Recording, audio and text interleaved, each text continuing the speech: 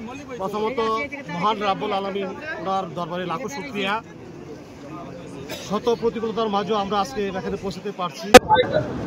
আর বিশেষ যে ক্যাপ্টেন ছিল জাহাজের শিপের যে ক্যাপ্টেন, ওনার দৃঢ়তার পরিচয় এবং পরিচয়ে আমরা উপকূলে তাদেরকে আমি ধন্যবাদ জানাচ্ছি। যাই হোক, আসছি প্রশাসন যারা আসছে, দেশের সেনাবাহিনী, নৌবাহিনী, কোস্টগার্ড, বিজিবি, পুলিশ, আদার্স যারা যারা আছে সবাই, তাদের প্রতি আমরা কৃতজ্ঞ। আমরা সুন্দর নামতে পেরেছি।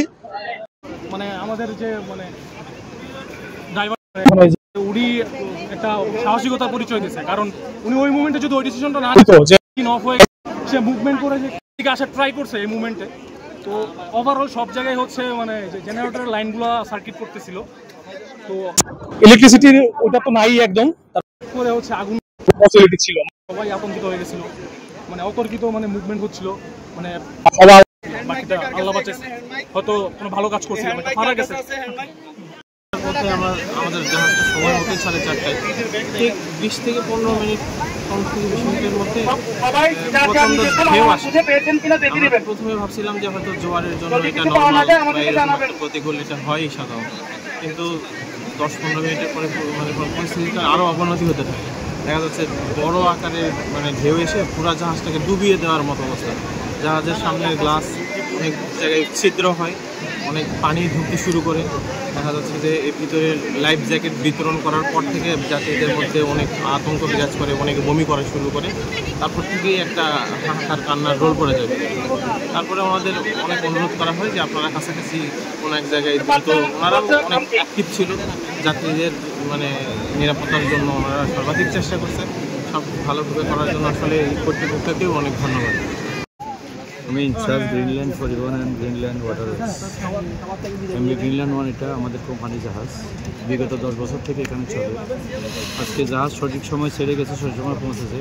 ছেড়ে আসার 2 ঘন্টা পরে জাহাজে বৈদ্যুতিক শর্ট সার্কিট হয়েছিল। বৈদ্যুতিক শর্ট সার্কিট হয়ে গেলে কারেন্ট না থাকলে জাহাজ আর চালানো যায় না। তখন আমার দক্ষ মাস্টার চিন্তা করলেন যে কী করা যায়।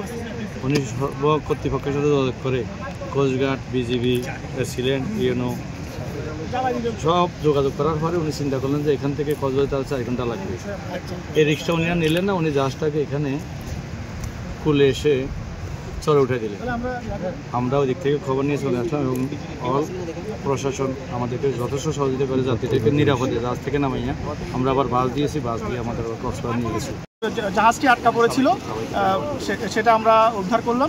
সকল যাত্রী সাধারণকে আমরা সুন্দরভাবে নামিয়েছি। তাদের জন্য 3টি বাস আছে, সেই বাসে করে তারা এখন কক্সবাজারের উদ্দেশ্যে রওনা দেবেন। আমাদের সাথে কোস্টগার্ড, নৌবাহিনী, বিজিবি এবং পুলিশ বাহিনী ছিল এবং স্থানীয় লোকজন সকলেই অনেক সহযোগিতা করেছেন। যারা মিডিয়া কর্মী আছেন সকলকে ধন্যবাদ জানাচ্ছি। এখন আমরা যাত্রীদের বাসে উঠিয়ে তাদের নিরাপদ গন্তব্যে পাঠানোর ব্যবস্থা করি। আসলে কি জাহাজের সমস্যা কি ছিল? জাহাজে একটু সমস্যা, যান্ত্রিক গোলযোগ ছিল, সেই কারণে এই সমস্যাটুকু উদ্ভব হয়েছে এবং সেটা আমরা ফিটনেস এবং অন্যান্য যে বিষয় রয়েছে সেগুলো আমরা যথাযথ আইনানুগভাবে চেক করব। আপনাদের সকলের মালামাল কি আপনারা বুঝে পেয়েছেন? ওকে, সকলকে ধন্যবাদ। কারো কি কোনো ফার্স্ট এইড, কেউ কোনো ব্যথা পেয়েছেন এরকম কেউ আছেন? আমাদের ফার্স্ট এইডের ব্যবস্থা আছে। তাহলে আমাদের এখন একদম রাস্তাটা কর্ডন করা আছে, আপনারা সারিবদ্ধভাবে সুশৃঙ্খলভাবে বাসে উঠবেন। ধন্যবাদ।